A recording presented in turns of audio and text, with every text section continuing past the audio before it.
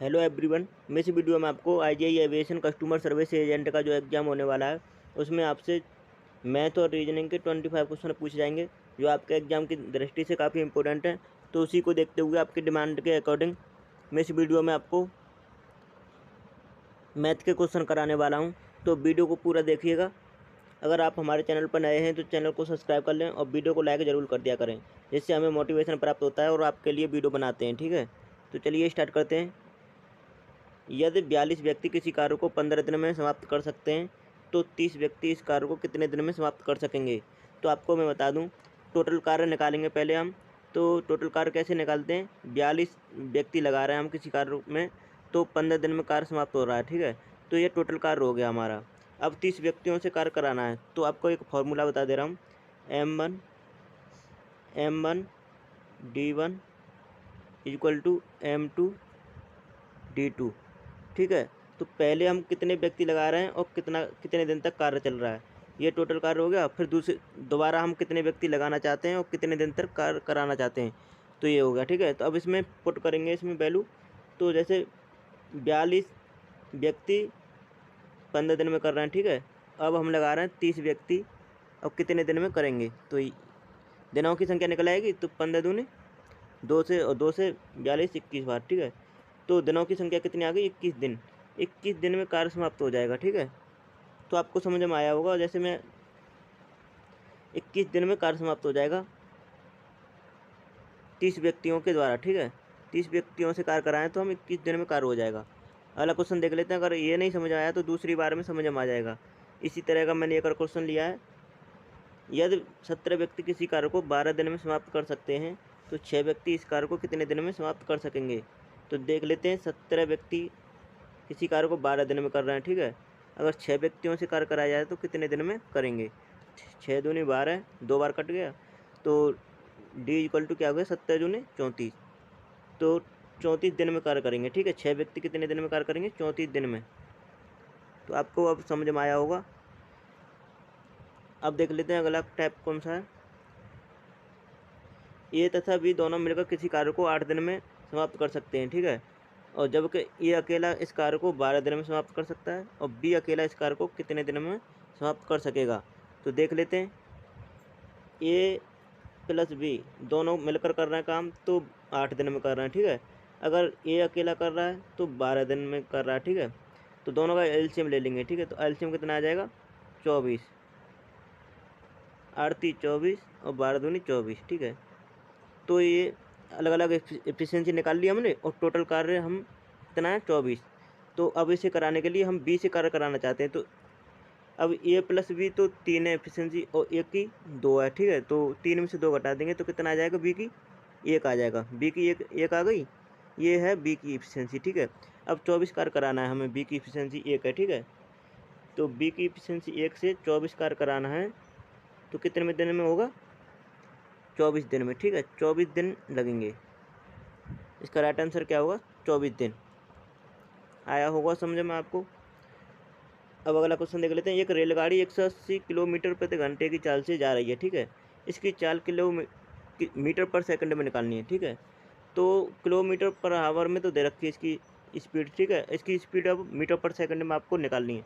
तो आपको मैं बता दूं, अगर किलोमीटर किलोमीटर पर आवर से आप मीटर में चेंज करेंगे ना, मीटर पर सेकंड में। ठीक है, तो क्या करना होगा, 5/18 से मल्टीप्लाई करना होगा। ठीक है, अगर आपको मीटर पर सेकंड से किलोमीटर पर आवर में चेंज करेंगे तो आपको 18/5 से मल्टीप्लाई करना होगा। तो इस तरह ध्यान रखेंगे। अब देख लेते हैं, अब वैल्यू कितनी दे रखी है किलोमीटर पर आवर में, 180 किलोमीटर पर आवर। तो इससे हम मल्टीप्लाई करेंगे 5/18 से। ठीक है, तभी तो मीटर पर सेकंड में आएगा वैल्यू। तो 18 से डिवाइड करेंगे तो 10 बार कट गया, 10 10 पन्ना 50, 50 मीटर पर सेकंड इसकी स्पीड आ गई। ठीक है, तो इसका राइट आंसर क्या होगा, 50 मीटर पर सेकंड। अगला क्वेश्चन देख लेते हैं। साइकिल द्वारा एक व्यक्ति 50 मीटर की दूरी 25 सेकंड में तय करता है। ठीक है, उसकी चाल कितने किलोमीटर पर आवर में होगी। तो आपसे पूछा है, अगर 50 मीटर मतलब 50 मीटर दूरी दे रखी है। ठीक है, डी दे रखी है 50 मीटर और टाइम दे रखा है टी, 25 सेकंड, ठीक है। तो अब हमें इसकी मतलब चाल किलोमीटर पर आवर में निकालनी है। तो पहले तो हम स्पीड निकालेंगे। स्पीड इज इक्वल टू क्या होता है, दूरी अपॉन टाइम।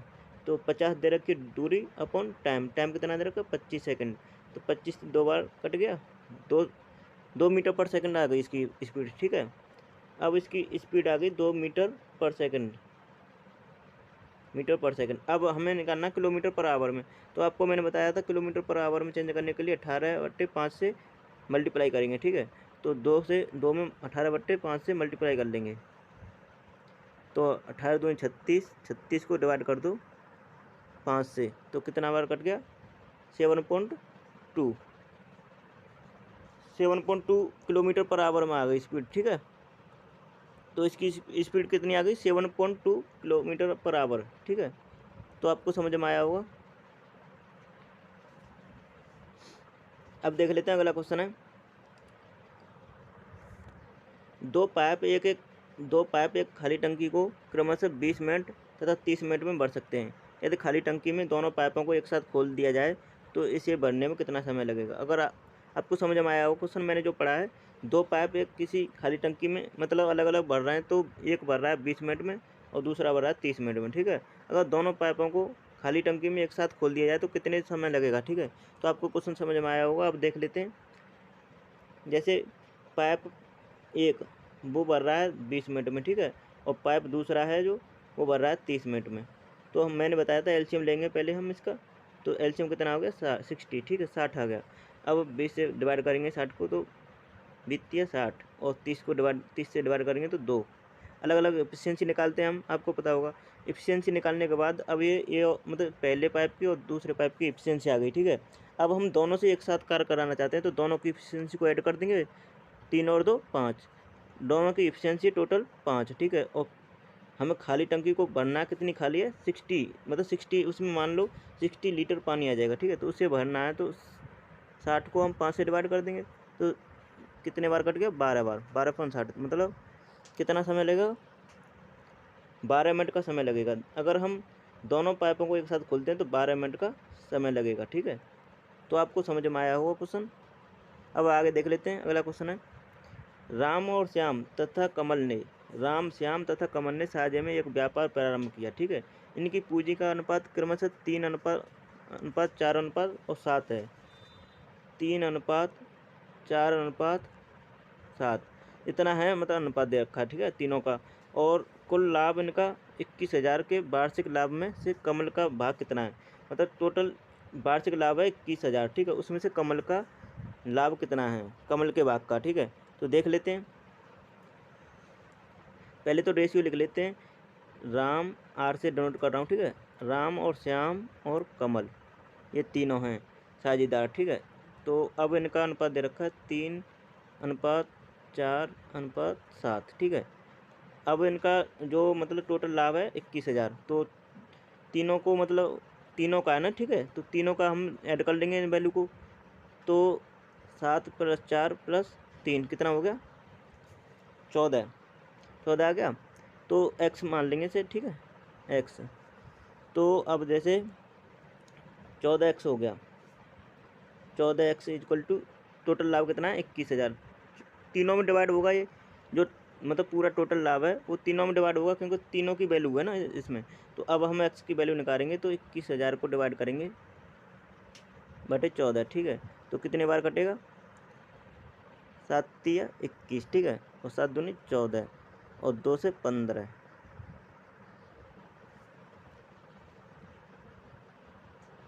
तो 1500 आ गया, ठीक है। अब 15, अब रुको, जैसे 21,000 को हम डिवाइड कर रहे हैं 14 से, तो कितना आ रहा है 1500। अब हमें निकालना किसका है, कमल का, कमल का निकालना है। तो कमल का लास्ट में ना 7, तो 7 से इसे मल्टीप्लाई कर देंगे, ठीक है, 7 से मल्टीप्लाई कर देंगे तो 15 × 7 = 105, 10,500 रुपये इसकी वैल्यू आ गई, ठीक है। 10,500 रुपये कमल का हिस्सा आ गया।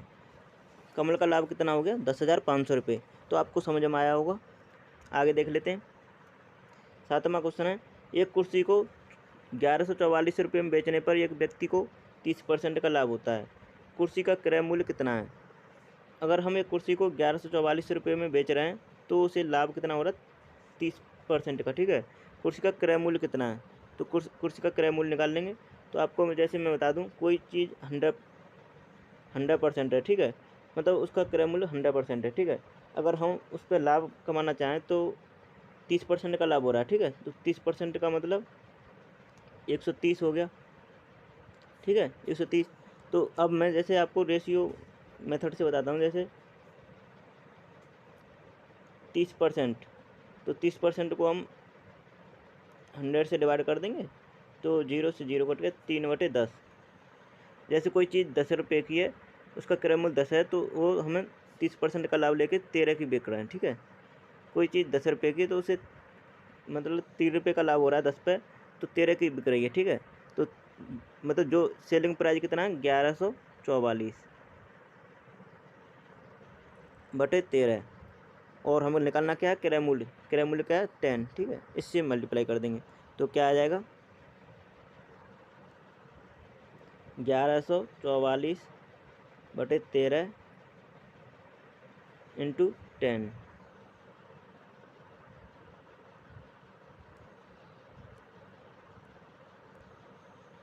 जैसे देख लेते हैं, अब इसे हम डिवाइड करेंगे 13 से, तो कितने बार कटेगा, 13 अट्ठे 104, और फिर 10 बचा, 13 अट्ठे 104, और मल्टीप्लाई 10, तो कितना आ गया, 880 रुपये। इसका सेलिंग प्राइस है 880 रुपये। इस पर 30% का लाभ होता है तो 1144 रुपये का बिकेगा, ठीक है। तो इसका सेलिंग प्राइस कितना आएगा, 880 रुपये। तो आपको समझ में आया होगा। एक्स और रेशियो एक्स वाई का रेशियो दे रखा है 3:4, ठीक है। और इसमें हमें निकालना 7x + 3y ratio 7x - 3y, इसका वैल्यू निकालनी है, ठीक है। तो हम इसमें वैल्यू पुट करना है इजीली, ठीक है। तो 7 × 3 + 3 × 4, क्योंकि बाई की वैल्यू 4 है, ठीक है। इसकी वैल्यू निकाल लेंगे पहले, कितना आ गया, 7 × 21 = 4 × 12, 33 आ गया, 33 आ गया, ठीक है। इसे ध्यान रखना। अब इसे निकाल लेते हैं, 7x - 3 × 4, तो 7 × 21 और 4 × 12,